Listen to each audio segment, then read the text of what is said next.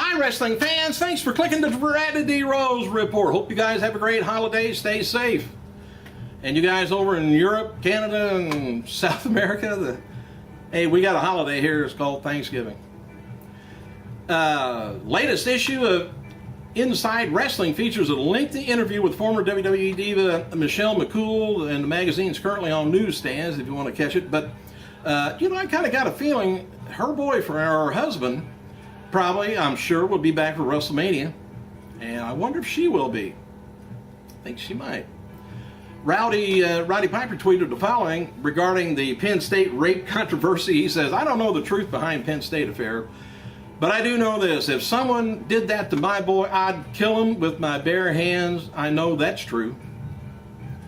Happy birthday to new and All Japan wrestler Don Fry, 46 years old. Former WWE developmental champion Ron Waterman, 46 years old. But I don't know if you've ever seen Ron. I seen him down in OVW years ago. I don't know whatever happened to him for sure, but he's a big sucker.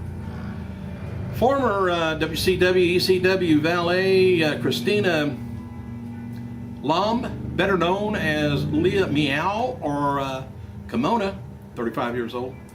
WWF Tough Enough finalist Taylor Matheny, 32 years old. Three-time WCW and two-time WWE Cruiserweight champion Juventud Guerrero, 37 years old. Also, today would have been the birthday of former AWA, NWA World Champion Gene Kiniski, would have been 83. And on this day in 1994, wrestling lost a hell of a legend, AAA Tag Champion and former WCW competitor Art Barr at just 28 years old.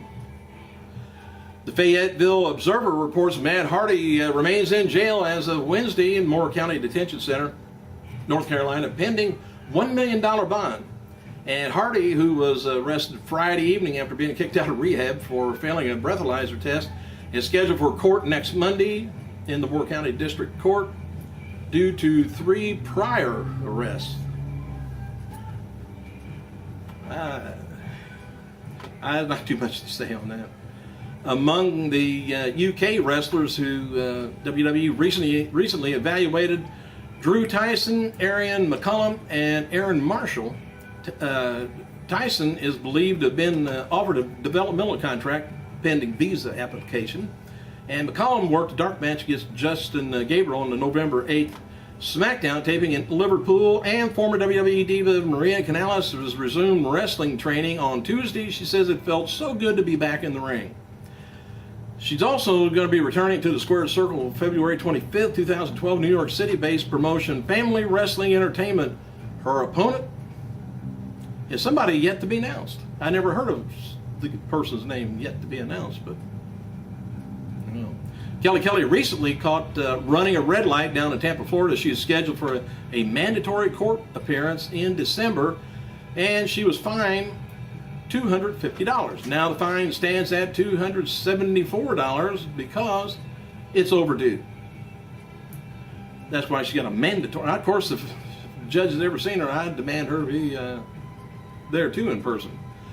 There's reports going around yesterday that a top official at Cowboy Stadium in Dallas, Texas, confirmed that WWE was close to signing a deal with the stadium to host WrestleMania 29, which reached for comment. WWE spokesman confirmed that WWE has interest in Dallas in hosting a future WrestleMania, but said the announcement for 29 wouldn't be made till early in 2012. Cowboys spokesman Brett Daniels told DallasNews.com last night the Cowboy Stadium does want to host a future WrestleMania in 2013-14, looking like bad years for wrestling. But that looks bad years for, something I don't know. Cowboy Stadium will be hosting NCAA basketball South Regionals in 2013 and Final Four, in 14. Both are around the same time as WrestleMania. That's what it is, because whenever they go to set up for WrestleMania, they take up just about the whole, maybe 2 weeks of that stadium, a week at least. And believe it or not, Zack Ryder, yes, I'm saying his name again, currently has heat with some of the people in WWE for dyeing his hair blonde without permission. Certain officials are upset because the merchandising shows him with dark hair, and that shows that they're behind on keeping up to date with the current wrestlers. Can't do that. And a lot of times they don't want you to get tattoos in addition or after you've done it. Anyway, John Morrison finishing up with WWE. His final date's going to be Monday, Raw Super Show. Word going around in TNA that TNA is very interested in bringing in Morrison and Melina as a couple. TNA is looking to market Morrison as star attraction of the X Division. No word if Morrison spoke with TNA yet, directly or indirectly. And it is said Morrison wants out of WWE, and the company wants him gone also. So, everybody get what they want, huh? WWE Chief Financial Officer George Barrio will speak at the USB 39th Annual Globe Media Communications Conference on December 5th, New York City. A live audio webcast is going to be available at the corporate website.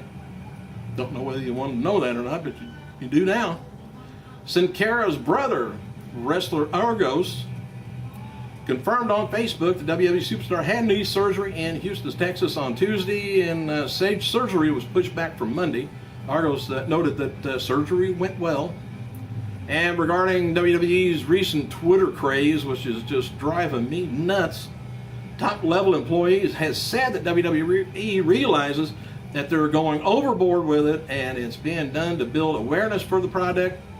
But feeling is ratings have dropped because people aren't aware of WWE's products. So they're trying to scarf Twitter people up to get over and watch the TV station, see?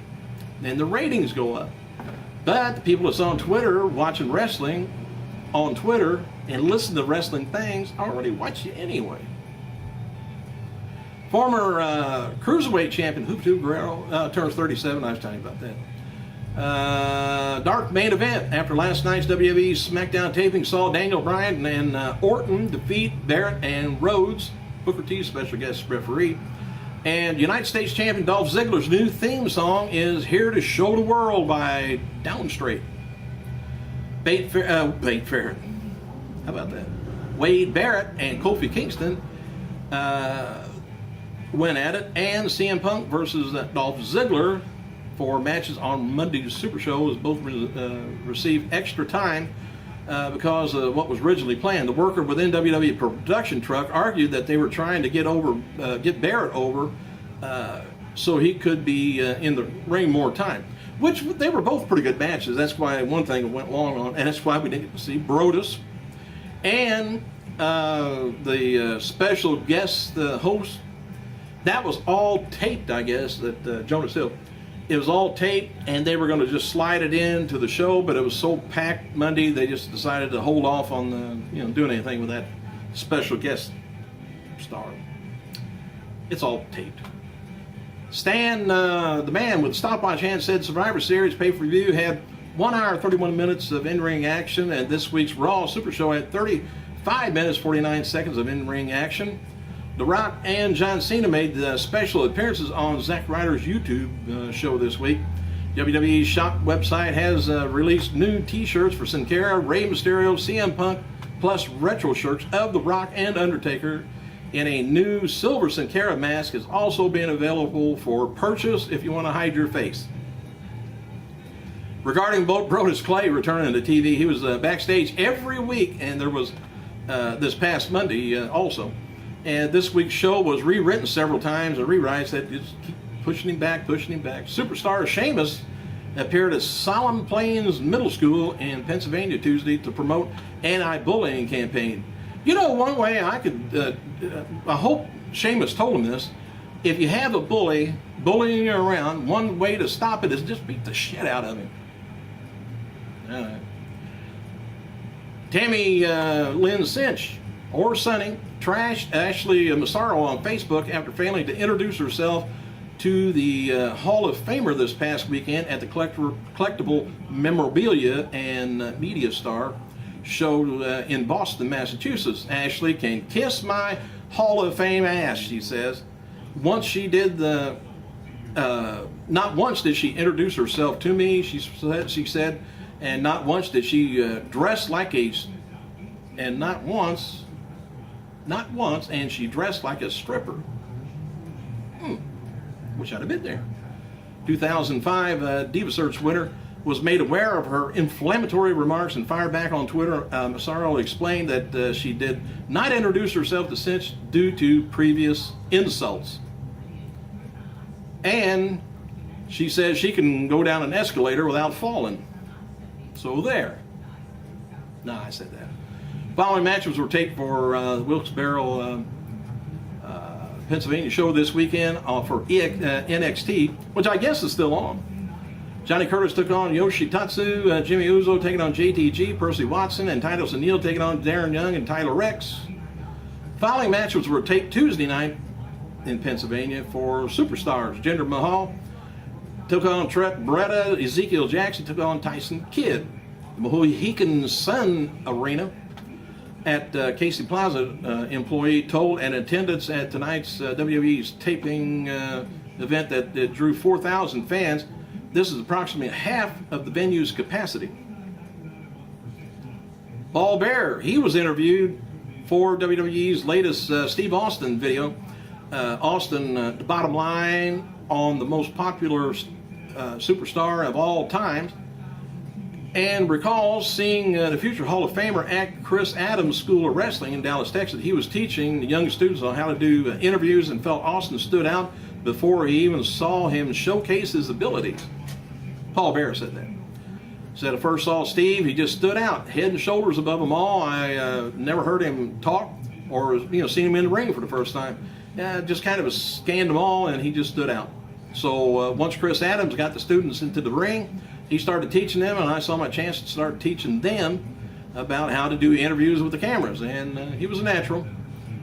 WWE filmed interviews for the upcoming video released on The Rock this past weekend with a lot of different people. And kayfabe commentaries recently sat down with the ninth wonder of the world, Chyna, to dish on a number of topics, including Triple H, Shawn Waltman's WWE, TNA, past suicidal attempts, and more. Sounds like a fun interview, doesn't it? And during the U-Shoot interview, she reveals that she once dated Brutus the Barber Beefcake and never explained why. No, I'm saying it. Anyway, she dated Brutus the Barber when she was 18 years old. And this would have occurred right around 1998 when Beefcake was the top star in the World Wrestling Federation. Oh, thanks for clicking, you guys. Have a great, safe weekend. I gotta go.